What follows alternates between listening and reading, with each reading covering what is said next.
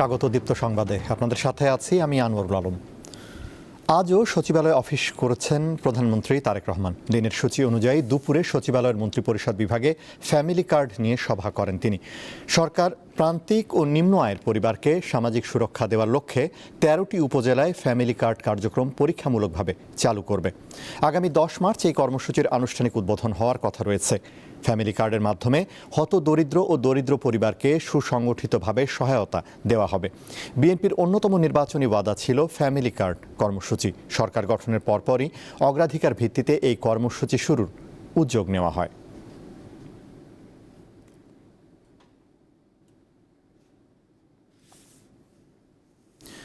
দায়িত্ব পালনকালে প্রসিকিউশন টিমের কোনো দুর্নীতি বরদাস্ত করা হবে না, কোনো অভিযোগ পেলে কঠোর ব্যবস্থা নেওয়া হবে বলে মন্তব্য করেছেন ট্রাইব্যুনালের নতুন চিফ প্রসিকিউটর আমিনুল ইসলাম। মঙ্গলবার তার প্রথম কার্যদিবসে ট্রাইব্যুনাল ২-এর চলমান কার্যক্রম পরিদর্শন শেষে সংবাদ সম্মেলনে তিনি এসব কথা বলেন। আগের চিফ প্রসিকিউটরের সাফল্যের কথা তুলে ধরে তিনি জানান, ট্রাইব্যুনালের চলমান মামলাগুলি যেন আইন অনুযায়ী স্বচ্ছতার সাথে পরিচালিত হয় সে বিষয়ে বিশেষ নজর দেবেন তিনি। এর আগে আন্তর্জাতিক অপরাধ ট্রাইব্যুনালের চিফ প্রসিকিউটরের পদ থেকে তাজুল ইসলামকে সরিয়ে সোমবার আমিনুল ইসলামকে নিয়োগ দেওয়া হয়। আমরা একেবারেই আইন অনুযায়ী এই ট্রাইব্যুনালটা পরিচালিত হোক, এটা আমরা চাই, এবং এই ট্রাইব্যুনালের গতিশীলতা বৃদ্ধি হোক। আমরা চাই যে ট্রাইব্যুনালটা আরও বেশি গতিশীল হোক এবং আরও স্বচ্ছতার সাথে এই ট্রাইব্যুনালের কার্যক্রম পরিচালিত হোক, এটা আমরা চাচ্ছি। যেগুলো রায় হয়ে গেছে সেগুলো আমার দেখবার সুযোগ হয় নাই, সেই বিষয়ে আমি এখন মন্তব্য করতে পারছি না। সবগুলোরই দেখবার তো সুযোগ আছে, তবে আমি সবগুলোই দেখব। যেগুলো বিচার হয়ে গেছে সেই ফাইলগুলো আমি দেখব। যদি কোনো বিষয়ে কোনো আইনগত পদক্ষেপ নিতে হয় সেভাবে নিব।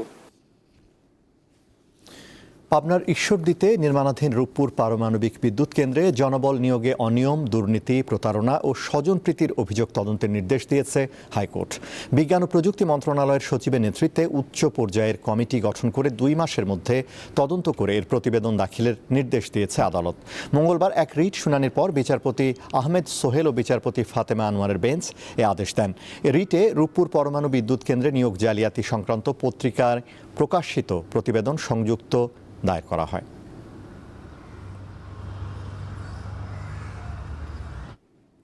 প্রতিদ্বন্দ্বী প্রার্থীর মৃত্যুর কারণে স্থগিত হওয়া শেরপুর ৩ আসনে সাধারণ নির্বাচন এবং প্রধানমন্ত্রী তারেক রহমানের ছেড়ে দেওয়া বগুড়া ৬ আসনে উপনির্বাচন হবে আগামী ৯ এপ্রিল। দুপুরে আগারগাঁওয়ে নির্বাচন ভবনে কমিশনের জনসংযোগ পরিচালক জানান, এ দুটি আসনে নির্বাচনের লক্ষ্যে বিকেলে ভোটের তফসিল ঘোষণা করবে কমিশন। এরই মধ্যে যাবতীয় প্রস্তুতি নেওয়া হয়েছে। তিনি জানান, শেরপুর ৩ আসনে পুনঃ তফসিল এবং বগুড়া ৬ আসনে উপনির্বাচনের জন্য নতুন করে তফসিল ঘোষণা করা হবে। এই দুটি আসনের প্রবাসী ও দেশের ভেতরে থাকা সরকারি কর্মকর্তা ও ভোটের দায়িত্বে নিয়োজিতরা পোস্টাল ব্যালটে যেন ভোট দেবার সুযোগ পায় সেটিও বিবেচনা করা হচ্ছে। শেরপুর ৩ আসনে সাধারণ নির্বাচনের পাশাপাশি গণভোটও হবে।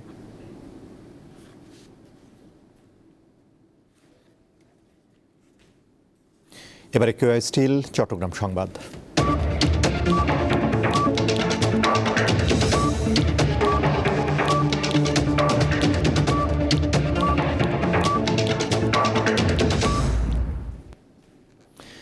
বান্দরবানের রোয়াংছড়িতে সেনাবাহিনীর সঙ্গে সশস্ত্র সংগঠন পার্বত্য চট্টগ্রাম জনসংহতি সমিতি জেএসএস এর গোলাগুলির ঘটনা ঘটেছে। এ সময় লামংনু মারমা নামে একজন নিহত হন। ঘটনাস্থল থেকে একটি সাবমেশিন গান, ১৪৩ রাউন্ড এসএমজির গুলি, ১৪ রাউন্ড পিস্তলের গুলি, ৫ রাউন্ড ব্ল্যাঙ্ক অ্যামুনিশন, ২টি ম্যাগজিন ও অন্যান্য সরঞ্জাম জব্দ করা হয়। সোমবার বিকেলে উপজেলার তারাসা ইউনিয়নের মুরুং বাজার এলাকায় এই ঘটনা ঘটে। এক পর্যায়ে সেনা সদস্যরা এলাকায় তল্লাশি চালিয়ে ইউনিফর্ম পরিহিত অবস্থায় লামংনু মারমাকে গুলিবিদ্ধ অবস্থায় উদ্ধার করে। পরে তাকে হাসপাতালে নিলে চিকিৎসক মৃত ঘোষণা করেন। চট্টগ্রামে হালি শহরের একটি বাসায় গ্যাসের লিকেজ থেকে বিস্ফোরণে দগ্ধ আরও ২ জন মারা গেছেন। এদের মধ্যে একজনের নাম শাওন। এ নিয়ে এই ঘটনায় ৩ জন প্রাণ হারালেন। এর আগে গতকাল মারা যান শাওনের মা নূরজাহান আক্তার রানী। সোমবার ভোরে হালি শহরের ওই বাসায় বিস্ফোরণের ঘটনা ঘটে। এতে নারী ও শিশুসহ একই পরিবারের অন্তত ৯ জন দগ্ধ হন। মঙ্গলবার সকালে জাতীয় বার্ন অ্যান্ড প্লাস্টিক সার্জারি ইনস্টিটিউটে চিকিৎসাধীন অবস্থায় মারা যায় শাওন। তার মৃত্যুর বিষয়টি নিশ্চিত করেন বার্ন ইনস্টিটিউটের আবাসিক সার্জন। তিনি জানান, জানান, শাওনের শরীরের কমপক্ষে 50% দগ্ধ ও শ্বাসনালী ক্ষতিগ্রস্ত হয়েছিল। চিকিৎসাধীন বাকি 6 জনের অবস্থাও খুবই আশঙ্কাজনক। চট্টগ্রামের আন্দরকিল্লা শাহী জামে মসজিদের গণ ইফতার। একসঙ্গে বসেন বহু মানুষ। 3 দশক আগে চালু হওয়া এই আয়োজনে যারা ইফতারের যোগান দেন তারা প্রকাশ করতে চান না পরিচয়। 359 বছরের পুরনো চট্টগ্রাম মহানগরীর আন্দরকিল্লা শাহী জামে মসজিদ। সমতল ভূমি থেকে 40 ফুট উপরে পাহাড় চূড়ায় এ স্থাপনা। দিল্লি জামে মসজিদের আদলে নির্মিত এই মসজিদকে পাথরের মসজিদও বলা হয়, আবার অনেকে বলেন জিন্দা পীরের মসজিদ। 1996 সালে চালু করা হয় গণ ইফতার। প্রতিদিন শরিক হন অসংখ্য রোজদার। ধনী দরিদ্র নানা পেশা শ্রেণীর মানুষ একসঙ্গে সারেন ইফতার। যত সংখ্যক রোজদারি আসুক, খাবারের কোনো সংকট হয় না। এখানে কোটিপতি, ছোট লোক, বড় লোক সবাই আমরা ইফতারি একসঙ্গে করি। যাদের সামর্থ্য নেই বা কিনে খাওয়ার মতো বা বাসায় করার মতো, সব শ্রেণীর মানুষের সঙ্গে ইফতার করতে পারতেছি, যার জন্য এখানে ইফতার করতে অনেক স্বাচ্ছন্দ্য বোধ করি, ভালো লাগে। প্রকাশ্যে আসতে চান না ইফতারের যোগানদাররা। ইফতার ব্যবস্থাপনায় রয়েছে মুসল্লি পরিষদ। বিশাল এ কর্মযজ্ঞের বিষয়ে কথা বলেন মুসল্লি পরিষদের এই সদস্য। 3,500 থেকে আরও বেশি মানুষের সমাগম এখানে হয়। তো কারো ইফতারি কোনো ঘাটতি থাকে না, সবার জন্য আমরা ইফতারের ব্যবস্থা করে থাকি। এবং এই ইফতারের আয়োজন আমাদের খতিব মহোদয়ের নেতৃত্ব হয়ে থাকে। এটার পিছনে বিরাট একটা খরচা। এই টাকাগুলা আমাদের চট্টগ্রামের দারিদ্র বিশিষ্ট ব্যক্তিরা দিয়ে থাকেন। প্রথম রমজানে শুরু হওয়া এই গণ ইফতার শেষ রোজা পর্যন্ত একইভাবে চলবে বলে জানায় আন্দরকিল্লা শাহী জামে মসজিদ কর্তৃপক্ষ। টুনা আনসারি, দীপ্ত সংবাদ, চট্টগ্রাম। খাগড়াছড়িতে প্রয়োজনীয় সংখ্যক শিক্ষক না থাকায় চাকমা, মারমা ও ত্রিপুরা সহ ক্ষুদ্র নৃগোষ্ঠীর শিশুরা মাতৃভাষায় ঠিকমতো প্রাথমিক শিক্ষা পাচ্ছে না। ফলে ব্যাহত হচ্ছে সরকারের উদ্যোগ। এ অবস্থায় প্রশিক্ষিত শিক্ষক নিয়োগে গুরুত্ব আরোপ করেন সংশ্লিষ্টরা। ফেব্রুয়ারি এলেই ভাষা নিয়ে নানা আলোচনা শুরু হয়। বছর আসে, বছর যায়, কিন্তু পার্বত্য চট্টগ্রামের ক্ষুদ্র নৃগোষ্ঠীর নিজস্ব ভাষা ও সংস্কৃতির বিকাশ কাঙ্ক্ষিত মাত্রায় হচ্ছে না। নৃগোষ্ঠীর নিজস্ব ভাষা প্রসারের লক্ষ্যে সরকার বই ছাপিয়ে শিশুদের দিচ্ছে, কিন্তু মাতৃভাষার দক্ষ শিক্ষক না থাকায় এই উদ্যোগ ততটা কাজে আসছে না। তাই শিক্ষক না থাকার কারণে আমরা সমস্যা আসি, আমাদের ভাষা আমরা শিখতে পারি না। আমরা এখন খাগড়াছড়িতে পড়লে আমাদের শিক্ষক লাগবে। আমরা যা পেয়েছি 5 দিন ট্রেনিং পেয়েছি, এই 5 দিন ট্রেনিং এ পর্যাপ্ত না। তো আলাদা করে আমাদের কর্তৃপক্ষ কোনো এভাবে টিচার নিয়োগ করা হয়নি। দীর্ঘ 22 বছর ধরে চাকমা জনগোষ্ঠীকে বর্ণমালা শিখিয়েছেন ইনজেপ চাকমা। তিনি জানান, ককবরক নামে তার সংগঠন চাকমা, মারমা ও ত্রিপুরা ভাষার বর্ণমালা শেখানোর কাজ করে, কিন্তু রয়েছে শিক্ষকের ঘাটতি। National academy for primary education nap তারা একটা রুটিন করে দিয়েছে। সেই রুটিনে সপ্তাহে একদিন বা একটা পিরিয়ড পাঠ রাখা হয়েছে। সপ্তাহে 2 দিন হলে আমরা হয়তো 100 বা 90টা ক্লাস আমরা করতে পারি। শিক্ষকদের কমপক্ষে 3 মাসের প্রশিক্ষণ দেওয়ার ওপর গুরুত্ব আরোপ করেন এই জেলা প্রাথমিক শিক্ষা কর্মকর্তা। তাদের সেই সম্প্রদায়ের শিক্ষকদেরকে এই ভাষা সম্পর্কে দক্ষ করে নিতে হবে। তার জন্য অন্তত মিনিমাম 3 মাসের ট্রেনিং প্রয়োজন। সেই ট্রেনিংটা কন্টিনিউ করবে। চলতি বছর খাগড়াছড়িতে নৃগোষ্ঠীর প্রায় 31,000 শিশুকে মাতৃভাষার বই দেওয়া হয়েছে বলে জানান জেলা প্রাথমিক শিক্ষা কর্মকর্তা। সাদিয়া চৌধুরী, দীপ্ত, বার্তাকক্ষ। প্রথমবার সংসদ সদস্য নির্বাচিত হয়েই 2টি গুরুত্বপূর্ণ মন্ত্রণালয়ের দায়িত্ব পেয়েছেন ফকির মাহবুব আনাম। জনতার কাছে যিনি স্বপন ফকির নামে বেশি পরিচিত। ক্লিন ইমেজের মানুষ হিসেবে খ্যাত স্বপন ফকির মন্ত্রী হওয়ায় বেশ খুশি টাঙ্গাইলের মানুষ। উপজেলা যখন করেছি ধনবাড়ি, আগামীতে যদি মধুপুর চেষ্টা করব, মধুপুরকে জেলা করা যায় কেন, এটা আমি স্বপ্ন দেখছি, আমার একটা প্ল্যান আছে। টাঙ্গাইল 1 অর্থাৎ মধুপুর ও ধনবাড়ি থেকে এবার বিপুল ভোটে সংসদ সদস্য নির্বাচিত হয়েছেন বিএনপির জাতীয় নির্বাহী কমিটির সদস্য ফকির মাহবুব আনাম স্বপন। প্রথমবার নির্বাচিত হয়ে পেয়েছেন বিজ্ঞান ও প্রযুক্তি মন্ত্রণালয় এবং ডাক, টেলিযোগাযোগ ও তথ্য প্রযুক্তি মন্ত্রণালয়ের দায়িত্ব। রাজনীতির অভিষেক হয় ছাত্র জীবনে। স্বপন ফকিরের দাদা মোন্তাজ আলী ফকির ছিলেন পাকিস্তান আমলের এমএলএ। চাচা আফাজউদ্দিন ফকির টাঙ্গাইল ২ গোপালপুর ভুয়াপুর আসনের সাবেক সংসদ সদস্য। ২০০১ সালের জাতীয় সংসদ নির্বাচনে ফকির মাহবুব আনাম বিএনপির মনোনয়ন পান, কিন্তু হেরে যান বিদ্রোহী প্রার্থীর কাছে। ২০০৮ সালের নির্বাচনেও দলের টিকিট পান, হেরে যান সেবারও। কিন্তু ২০১৮ নির্বাচনে বিএনপির টিকিট মেলেনি তার। ত্রয়োদশ সংসদ নির্বাচনে জামায়াতের প্রার্থী আব্দুল্লাহেল কাফিকে প্রায় ৬০,০০০ ভোটের ব্যবধানে হারিয়ে প্রথমবার এমপি হয়েছেন তিনি। দীর্ঘদিন ধরেই রাজনীতিতে সক্রিয় ছিলেন তিনি। তৃণমূলে বেশ শক্তিশালী ভিত্তি তৈরি করেছেন। গ্রেফতার হওয়া দলীয় নেতাকর্মীদের আইনি সহায়তা সহ বিভিন্নভাবে তাদের পাশে থেকেছেন।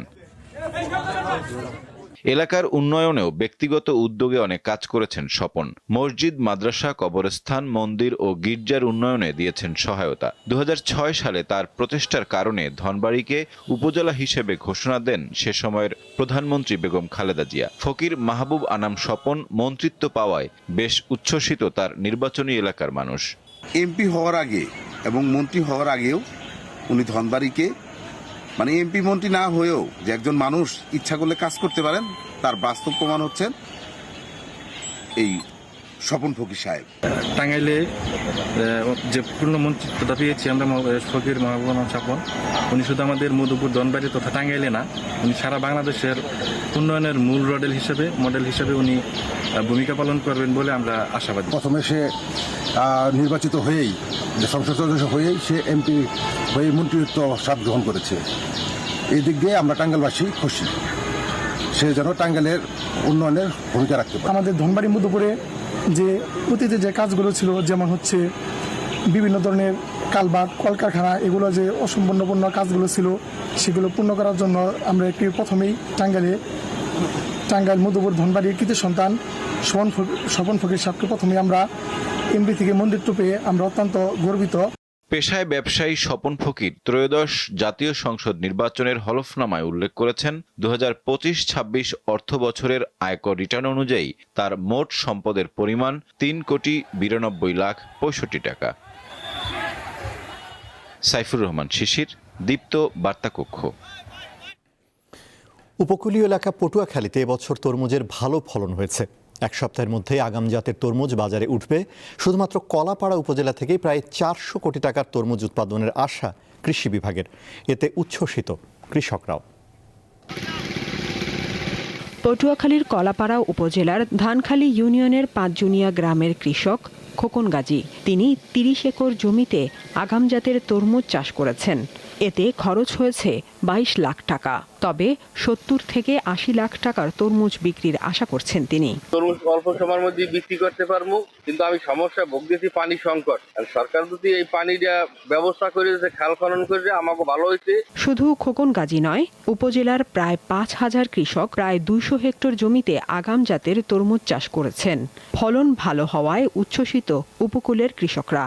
অবশ্য পানির অভাবে তরমুজ চাষ করতে পারেননি অনেক কৃষক। ফলন খুব ভালো হয়েছে, অনেক জায়গায় তরমুজ গেছে, কারণ এরকম দেখিয়া আরো অনেকে যেতে চায়। বা আমি করে যেখানে আজকে খালগুলো ভরাট হয়ে গেছে, ওই খালগুলো যদি খনন করতে, ঠিক আছে, সব জায়গায় এরকমের একটা আবাদ হইতো তরমুজের।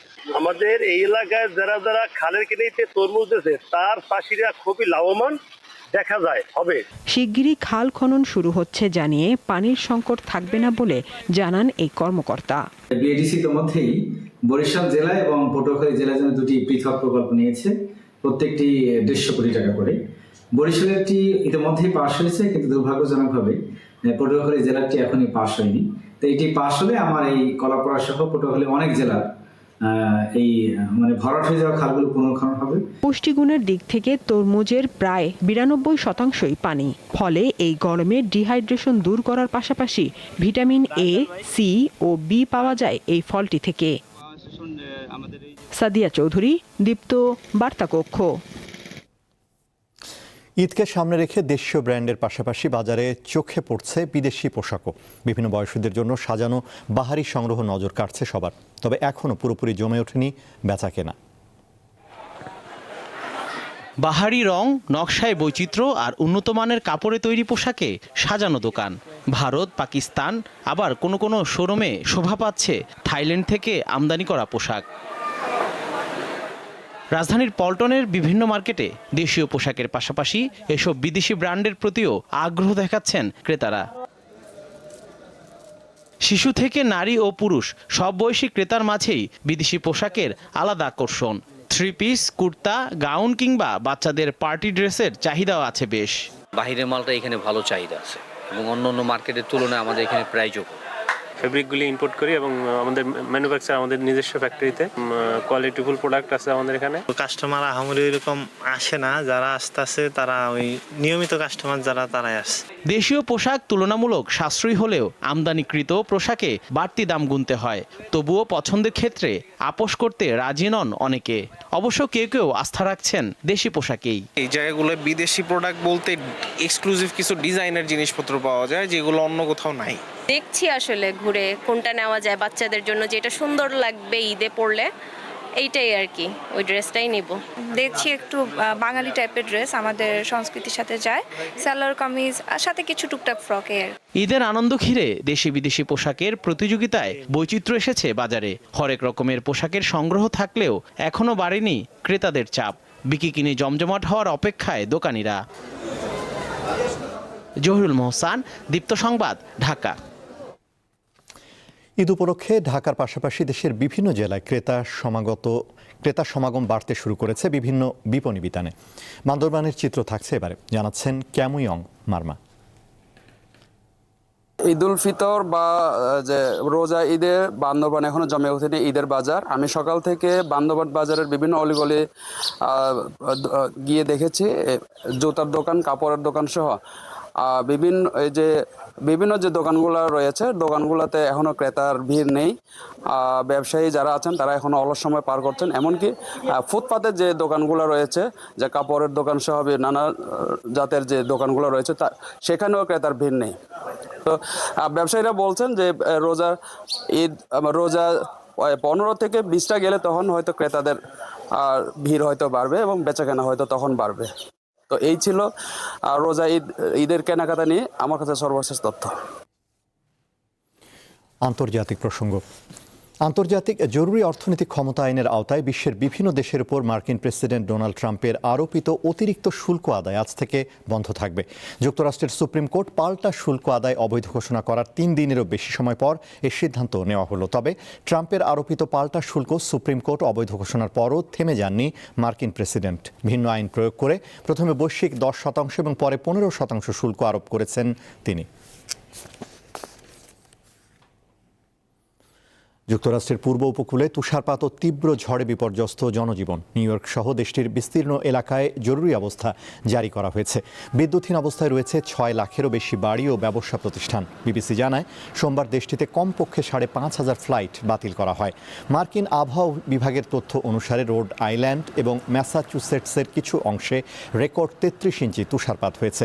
আর নিউ ইয়র্কের সেন্ট্রাল পার্কে তুষারপাত হয় 19 ইঞ্চিরও বেশি। রোড আইল্যান্ড এবং পার্শ্ববর্তী কানেকটিকাটে অপ্রয়োজনীয় ভ্রমণের উপর নিষেধাজ্ঞা জারি করা হয়েছে। বিদ্যুৎ সংস্থার তথ্য অনুসারে ম্যাসাচুসেটসের প্রায় 3 লাখ মানুষ বিদ্যুৎ বিচ্ছিন্ন অবস্থায় রয়েছেন।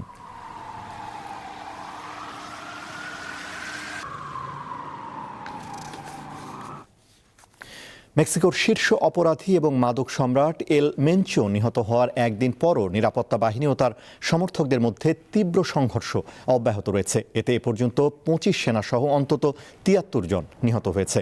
স্থানীয় সময় রোববার সেনাবাহিনীর অভিযানে মাদক সম্রাট এল মেনচো নিহত হওয়ার পর দেশ জুড়ে সহিংসতা ছড়িয়ে পড়ে। এপির প্রতিবেদনে বলা হয় মেক্সিকোর 32টি রাজ্যের মধ্যে কমপক্ষে 20টিতে সহিংসতা ছড়িয়ে পড়েছে। এসব রাজ্যের 250টিরও বেশি স্থানে সড়ক অবরোধ করে বহু যানবাহনে আগুন দেয়া হয়। এল মেনচো ছিলেন জালিস্কো নিউ জেনারেশন কার্টেলের শীর্ষ নেতা, যা মেক্সিকোর ভয়ঙ্কর অপরাধ চক্রগুলোর মধ্যে অন্যতম।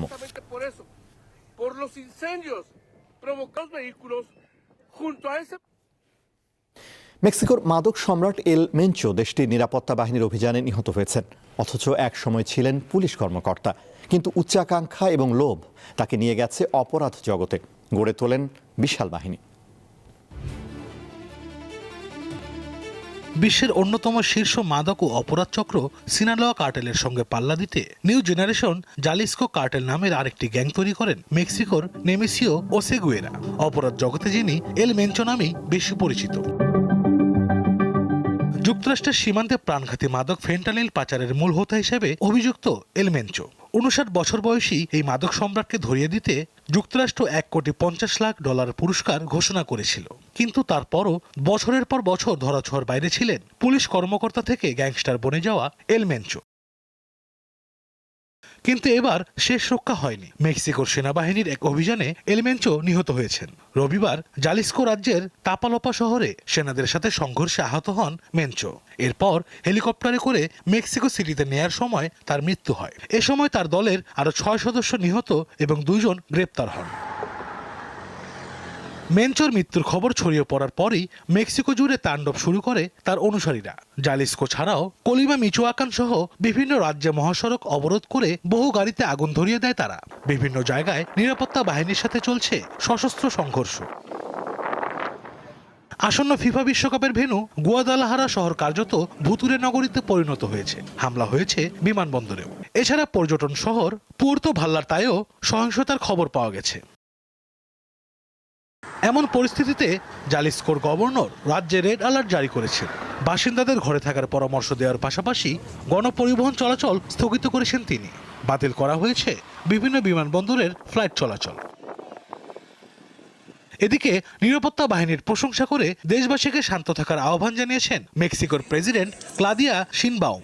দ্রুত সব রাজ্যের পরিস্থিতি স্বাভাবিক হবে বলে আশাবাদ ব্যক্ত করেন তিনি। আশরাফ শুভ, দীপ্ত, বার্তাকক্ষ। ভারতের ঝাড়খণ্ডে একটি এয়ার অ্যাম্বুলেন্স বিধ্বস্ত হয়ে অন্তত 7 জন নিহত হয়েছেন। স্থানীয় সময় সোমবার সন্ধ্যায় ঝাড়খণ্ডের চাতরা জেলার সিমারিয়ার কাছে এ দুর্ঘটনা ঘটে। এয়ার অ্যাম্বুলেন্সটি রাঁচি থেকে দিল্লি যাচ্ছিল। এনডিটিভি জানায়, রেড বার্ড এয়ারওয়েজের পরিচালিত এয়ার অ্যাম্বুলেন্সটি সন্ধ্যা 7:11 রাঁচি বিমানবন্দর থেকে উড্ডয়নের প্রায় 23 মিনিট পর রাডার ও যোগাযোগ বিচ্ছিন্ন হয়ে যায়। পরবর্তীতে জানা যায় এটি সিমারিয়ার বাড়িয়াতু পঞ্চায়েত এলাকার একটি জঙ্গলে বিধ্বস্ত হয়েছে। স্থানীয় বাসিন্দারা জানান, দুর্ঘটনার সময় ওই এলাকায় প্রচণ্ড বাতাস, ভারী বৃষ্টি এবং বজ্রপাত হচ্ছিল। খেলার খবর। টি-20 বিশ্বকাপের সুপার 8-এর ম্যাচে আজ ইংল্যান্ডের বিপক্ষে মাঠে নামবে পাকিস্তান। পাল্লে খেলেতে ম্যাচটি শুরু হবে সন্ধ্যা 7:30টায়। সুপার 8-এ নিউজিল্যান্ডের বিপক্ষে পাকিস্তানের প্রথম ম্যাচটি বৃষ্টিতে পণ্ড হয়। তাই সেমিফাইনালের আশা বাঁচিয়ে রাখতে আজ জয়ের বিকল্প নেই পাকিস্তানের। বিপরীতে শ্রীলঙ্কার বিপক্ষে প্রথম ম্যাচে বড় ব্যবধানে জয়ে পূর্ণ পয়েন্ট পেয়েছে ইংল্যান্ড।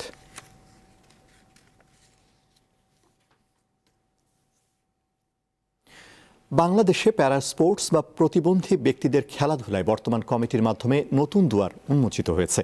আশায় বুক বেঁধেছে প্রতিবন্ধী খেলোয়াড়রা। নতুন কমিটি 2025 সালের জুলাই দায়িত্ব গ্রহণের পর খেলোয়াড়দের উন্নতির প্রমাণ মেলে বিদেশে বিভিন্ন ইভেন্টে স্বর্ণপদক জয়ের মাধ্যমে। ঘরোয়া ক্রীড়াঙ্গনে প্যারা স্পোর্টস বা প্যারালিম্পিক কমিটি অব বাংলাদেশ খুবই সম্ভাবনাময় একটি নাম।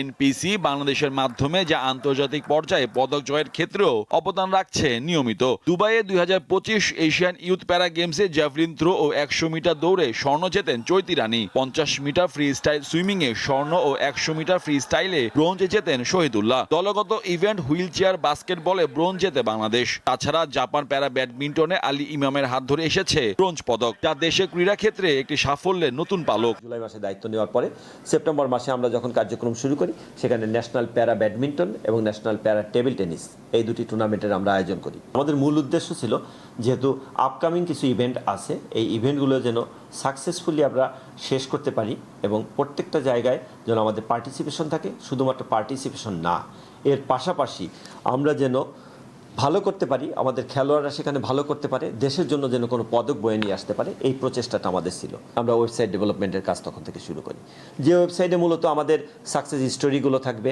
আমাদের প্লেয়ারদের তালিকা থাকবে ম্যানেজমেন্টের ব্যবস্থাপনা থাকবে, আর্থিক যে অনুদানগুলো যেটা আসে, স্পন্সরগুলো আসে, সেগুলোকে থাকবে এবং এটা দুর্নীতিটাকে মুক্ত করা, এটারও আমাদের একটা প্রচেষ্টা থাকে। পরনে লাল সবুজ জার্সি, গলায় স্বর্ণপদক, আন্তর্জাতিক পরিমণ্ডলে দেশকে সাফল্য এনে দেওয়া এই অ্যাথলিটদের অসাধারণ অর্জন দৃঢ় মনোবল, অধ্যবসায় ও অনন্য ক্রীড়া দক্ষতার উৎকৃষ্ট প্রমাণ। দুবাইয়ে যে একটা প্রতিযোগিতা হবে সেটার জন্য আমরা তখন চিন্তা করি যে তাহলে আমাদের ন্যাশনাল লেভেলে ইয়থ প্যারা গেমস আয়োজন করতে হবে। আমরা 5টা ইভেন্টে সেখানে প্যারা গেমস আয়োজন করি। তার মধ্যে উল্লেখযোগ্য যেটা যে আমরা আর্চারির আয়োজন করি, সুইমিং ছিল, সেখানে টেবিল টেনিস ছিল, তাইকোন্ড ছিল, তারপর অ্যাথলেটিক্স ছিল। এইভাবে আমরা সেখান থেকে সঠিক খেলোয়াড়টাকে বেছে নিয়ে আসি। দেশের ক্রীড়া অঙ্গনে সংস্কার ইস্যুতে ন্যাশনাল প্যারালিম্পিক কমিটি দায়িত্ব পেয়েছে 8 মাস। তাতে দেশ ও দেশের বাইরে বিভিন্ন প্রতিযোগিতায় অংশ নিতে প্রায় 5 কোটি টাকা ব্যয় হয়েছে সংস্থাটির। এখানে সীমাবদ্ধ নয়, উন্নত প্রশিক্ষণের জন্য সংস্থা নিজ খরচে দেশের বাইরেও কর্মকর্তা ও অ্যাথলেট পাঠানো হয়। জাপানের যে আপনার ব্যাডমিন্টন ফেডারেশন আছে, ব্যাডমিন্টন ফেডারেশনের সাথে আমরা যোগাযোগ করি। যোগাযোগ করার পরে ওদের ওইখানে আমরা কোচ পাঠাই এবং 2 জন খেলোয়াড়কে পাঠাই উন্নত প্রশিক্ষণের জন্য। সেখানে তারা প্রশিক্ষিত হয়, তাদের প্রশিক্ষণ হয়। আমরা আশা করি যে সামনে যদি আমরা ব্যাডমিন্টন টুর্নামেন্টে বাইরে অন্য কোনো জায়গায় অংশগ্রহণ করি, এই প্রশিক্ষণটা আমাদের কাজে লাগবে। বর্তমান সাফল্যের ধারা বজায় রাখার স্বার্থে ও ভবিষ্যতে প্যারা স্পোর্টসের মাধ্যমে বিশ্ব দরবারে বাংলাদেশকে মেলে ধরতে নানা পরিকল্পনা করছে বর্তমান কমিটি। একটা বিভাগের ভিতরে আপনার 4-5টা জেলা। মোহাম্মদ হাসিব, দীপ্ত স্পোর্টস, ঢাকা। এ ছিল এখনকার মতো। এছাড়া আরও তথ্য বিনোদনের খবর পেতে যুক্ত থাকুন দীপ্তর ডিজিটাল প্ল্যাটফর্মগুলোতে। ধন্যবাদ।